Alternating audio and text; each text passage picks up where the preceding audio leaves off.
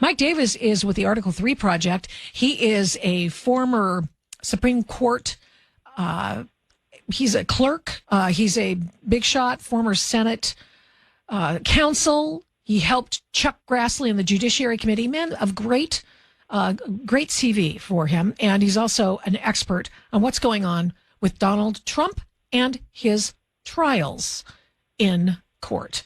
And Mike Davis, are you there?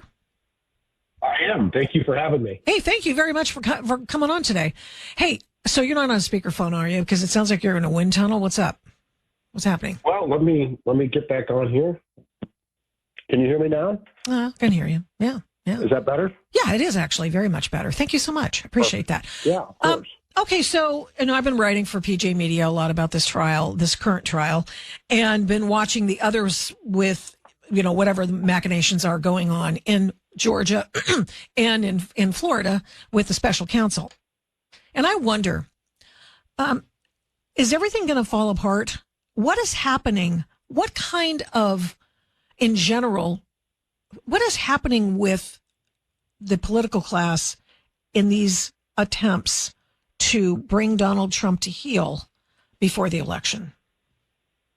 We've been talking about this constantly at the Article 3 Project. Over 3,500 media hits, constant social media, constant opinion pieces, constant print interviews for the last 22 months since Biden's unprecedented, unnecessary, and unlawful raid on the office of former president in Mar-a-Lago for presidential records that Trump was allowed to have under the Presidential Records Act. And this lawfare has expanded to 4 different criminal indictments of President Trump, the first indictments ever against a former president. When it was clear he was going to run for president again, they waited 30 months to bring these charges.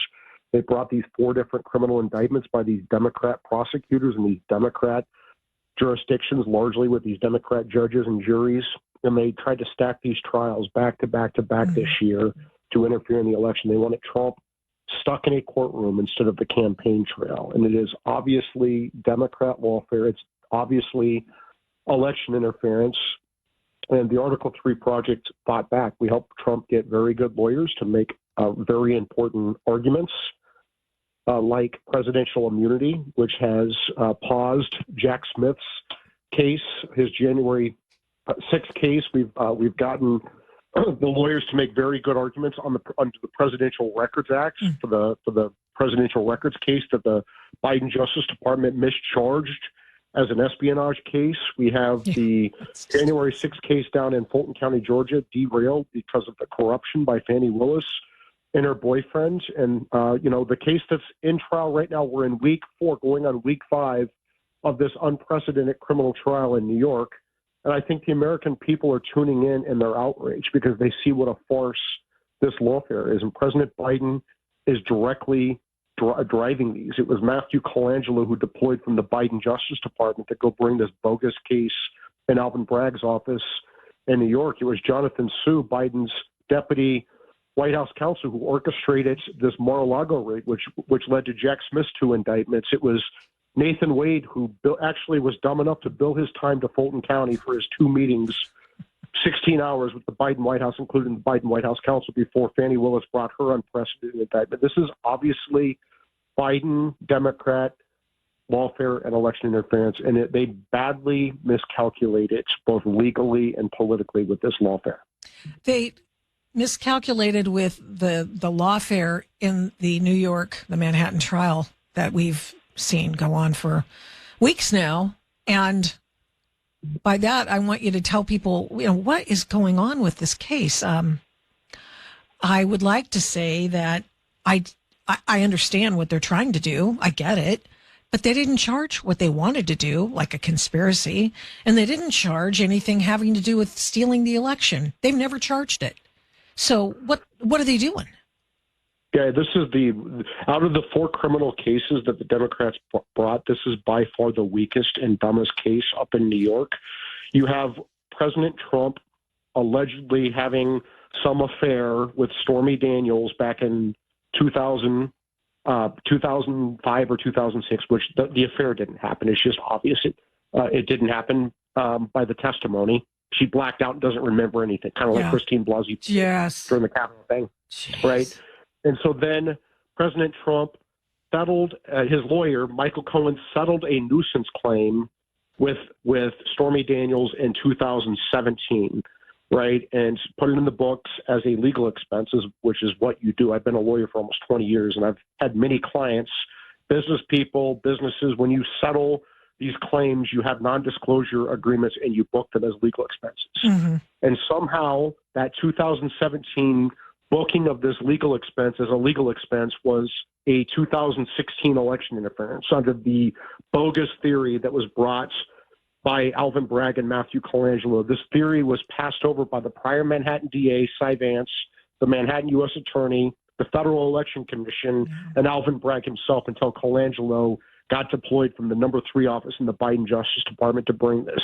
So you have Matthew Colangelo, you have this judge, this Manhattan judge who lets this happen, who donated.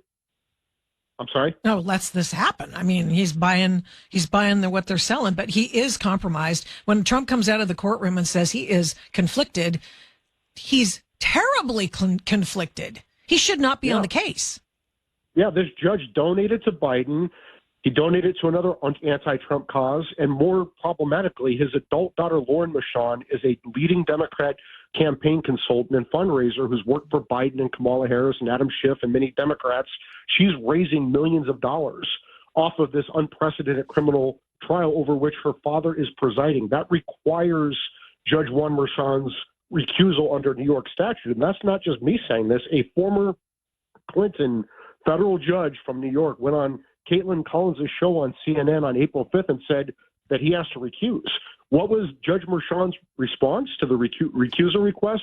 He expanded the gag order against Trump, this illegal and unconstitutional gag order, and said that he's going to throw Trump in jail if he mentions Matthew Colangelo, if he mentions Lauren Michon, if he mentions Michael Cohen, this disbarred, disgraced attorney, this convicted perjurer who's been trashing Trump, getting paid to trash Trump on TikTok, but Trump can't respond, or this porn star, Stormy Daniels, who's making money on Twitter with her porn videos as she's trashing Trump, and Trump can't even respond. Trump can't even mention that the Manhattan jury pool voted 87% for Joe Biden, a very clear fact. If Trump mentions that, this judge is threatening to throw him in jail. Trump certainly can't talk about the fact that Colangelo and Bragg and Judge Merchan rigged the jury selection process. It's already 87% for Biden, right? Yeah. This jury pool. They rigged the jury selection process where if anyone follows Trump on social media, they get bounced from the jury pool. But if they follow Biden, that's A-OK. This is a clearly rigged process, an unconstitutional gag order, a bogus legal theory, and a completely stacked court proceeding where it's going to guarantee that Trump is found guilty. And they're going to try to put him in prison. And that's when the American people are going to be outraged. Oh, what are they going to do about it?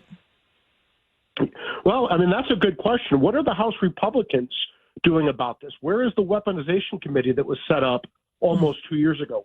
Why isn't Matthew Colangelo receiving subpoenas for his documents in his testimony? Why isn't he doing staff depositions about his coordination between the Biden White House and the Biden Justice Department and the Alvin Bragg's office? How did he get deployed there? He was a former a Democrat National Committee paid political consultant in 2018. He was a senior Biden Justice Department political appointee. He was the number 3 on the parachute team. He worked for the Obama Justice Department under Eric Holder and Tom Perez. He worked for the Obama White House. He worked for the Obama DNC under Tom Perez. I mean, this guy is a political operative. Why have they not? Why have the House Republicans not subpoenaed Matthew Colangelo and made him come in and testify? Because he's busy. He's busy putting Trump in prison.